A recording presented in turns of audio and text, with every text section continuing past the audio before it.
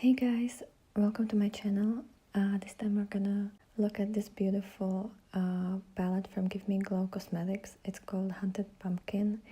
I was finally able to get my hands on this. I'm from Europe, so I shop these indie brands from a website called Monolith Shop.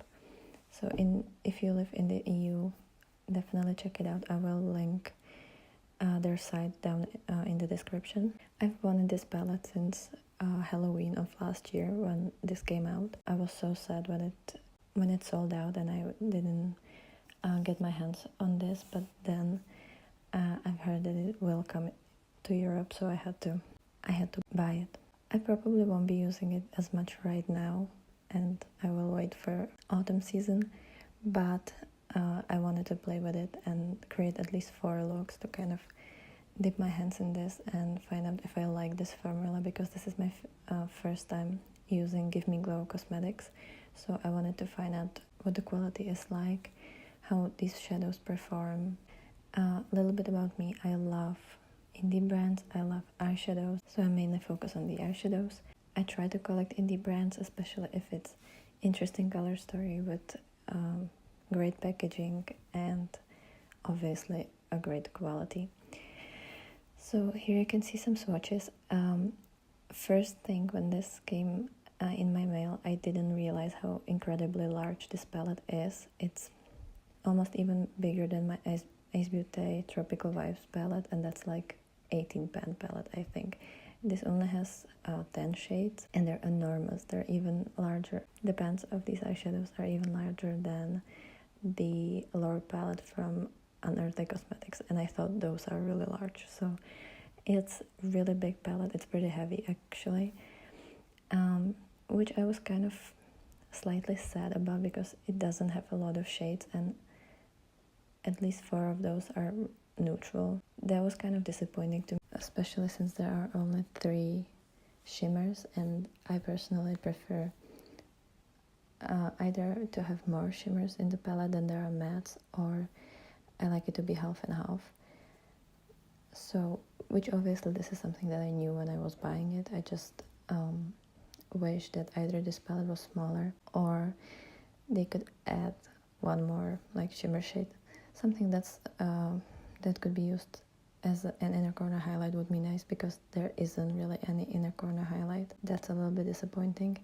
And I feel like the first and the last shade of the first row are kind of too similar. I mean, one of them is darker, but I don't think that the first shade in the top corner, the Starless and Somber, I don't think it needed to be there, or at least I would definitely live my life happily ever after if this wasn't there, and I wouldn't notice it missing. I love the extremely neon-y orange shade. I think that one is amazing, and I love the kind of reddish shimmer. This palette definitely goes pretty cool toned on me.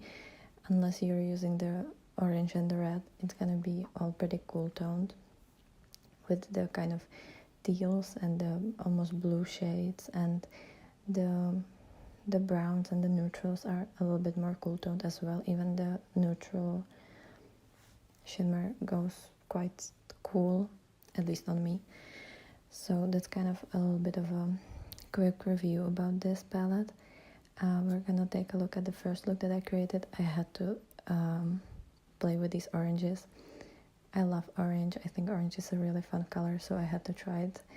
And also it was really sunny the day I was creating this look, so I just had to. Firstly, I used this really neon-y orange shade called Follow My Shadow. I used my Beauty Bay eye primer base. I used this base for all the looks except the last look, because these shadows, especially the matte shadows, are really creamy, and I feel like because the Beauty Bay eyeshadow base is a little bit more thicker and like it has more body to it, I feel like the mattes just really stick to it, but they were really hard to blend out. So on the last look I tried to see if it's the shadow's fault or the base's fault. So they're extremely creamy. They seem extremely pigmented the first time you put them on the eyes. They really stick.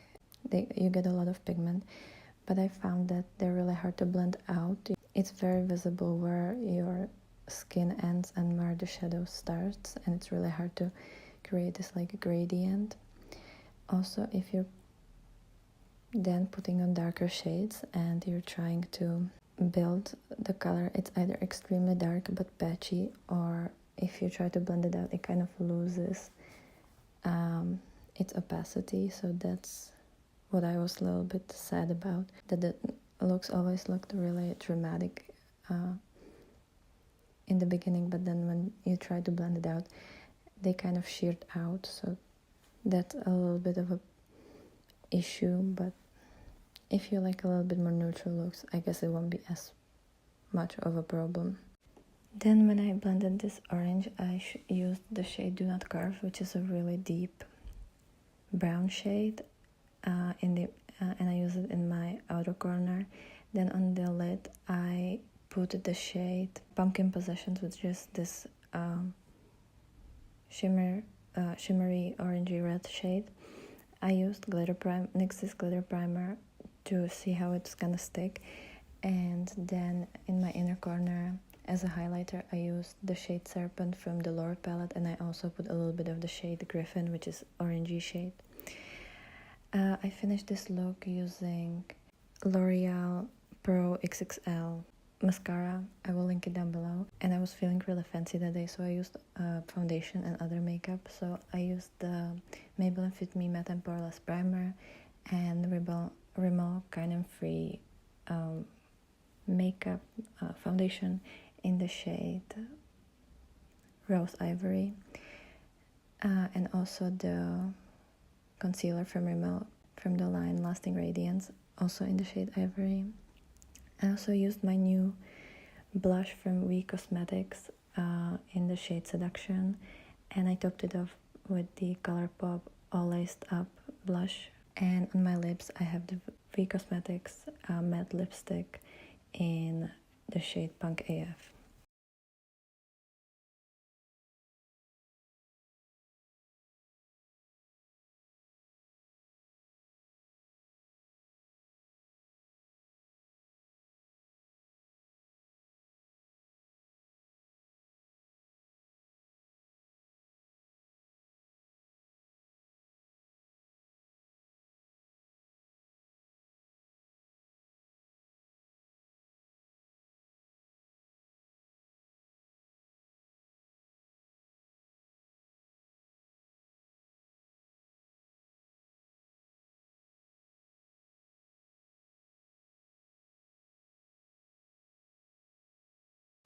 For the second look, I wanted to try these more neutrally shades, so I started with the shade Moon Magic, which is very like cool toned, almost grayish brown.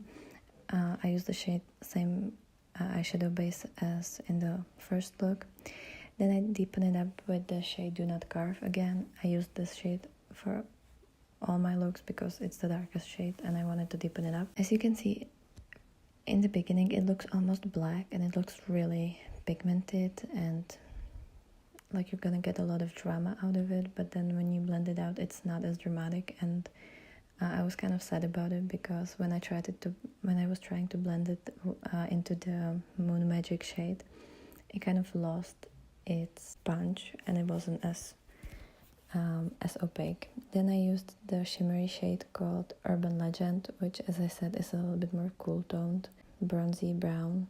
It's not ugly shade, I'm just not really into neutrals, but I was going out that day, so I needed something a little bit more normal than I usually go for. Here you can see kind of more day appropriate neutral look. Let me know if you have this palette or if you want to try this palette. And if you've tried any other palettes from Give Me Glow, and I will definitely be happy to hear your opinion about this brand.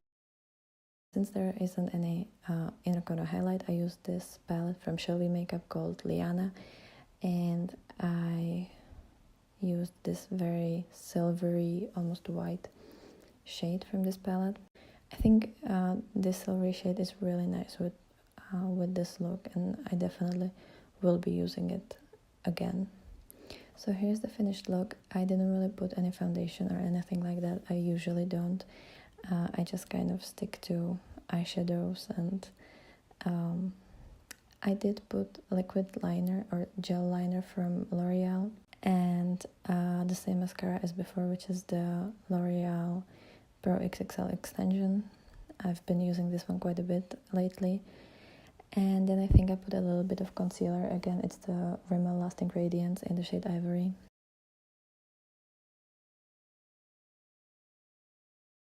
For the third look, I wanted to use these cool tone greens. So firstly, I started with the darkest shade, Do Not Carve. I wanted to see if I'm gonna be able to make it really deep. If I start with this really deep shade, sometimes if you want the colors to be as opaque as you can and to have the look as dark as you can, it's good to start with the darkest shade. So I tried it here. I don't know if it really worked. I think it still blended out kind of into a really light brown. In the first third of my crease, I used this shade Midnight Mist, which is a cool toned green, and then on my lid I used the shade Did You Hear That, which is this kind of turquoisey cool toned green. I didn't use any glitter primer or anything. I just used the shade as it is, and I used my finger, and again I used the same inner corner highlight as before, since I already kind of had this palette next to the new Hunted Pumpkin, so I decided they're gonna be friends. And again, I put the same mascara and everything, and here's how it looks. I actually kind of really like this look. I usually wear more golden or like warm toned greens, but for Halloween season I think it's better to use these cool tones, and I think when it's gonna be autumn or in the winter, I'm gonna like those cool tones a little bit more. For the fourth look, I kind of did something very similar. I just tried to make this look a little bit more blue or turquoisey, and I used a different primer. This one is from e.l.f. and I started with the shade Rotten, which is this like bluish green turquoisey shade.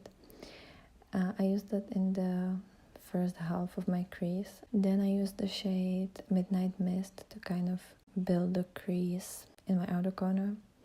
And then again I used the shade Do Not Carve to deepen it up. This and the orange look are probably my favorite.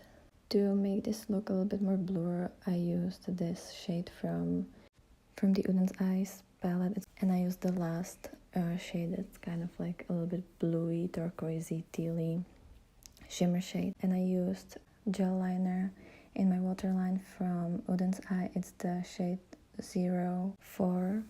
As a mascara, I used the L'Oreal Air Volume. To kind of give you my conclusion, I will definitely have to use this palette a little bit more. I think the mattes are a little bit too creamy for me. If you want to blend it out and have that more like smoky look, they kind of smudge a lot, or they create like a little bit of patchiness. I'm kind of disappointed with the shimmers. I personally like my shimmers to be a little bit more sparkly, but I understand that this is a Halloween palette, and if they were going for that kind of more cool grayish look, I guess this kind of works. I really love the oranges and the red in this palette. There isn't anything light enough to be in my inner corner, and there isn't anything deep enough to actually create that smoky eye. I think if this was smaller palette, I wouldn't have so much problem with this, but this is extremely big palette, and they could have made the pans a little bit smaller and either add 2 more shades or swap out some of these shades. Yeah, that's kind of my opinion. So yeah, that's it. I will definitely be using this palette in the autumn and around the Halloween season. I don't know if this is gonna be my favorite Halloween palette, if I'm being honest. Anyways, that's it for me. Hope you have a great day. Hope you like this video. I will see you in my next video. Bye.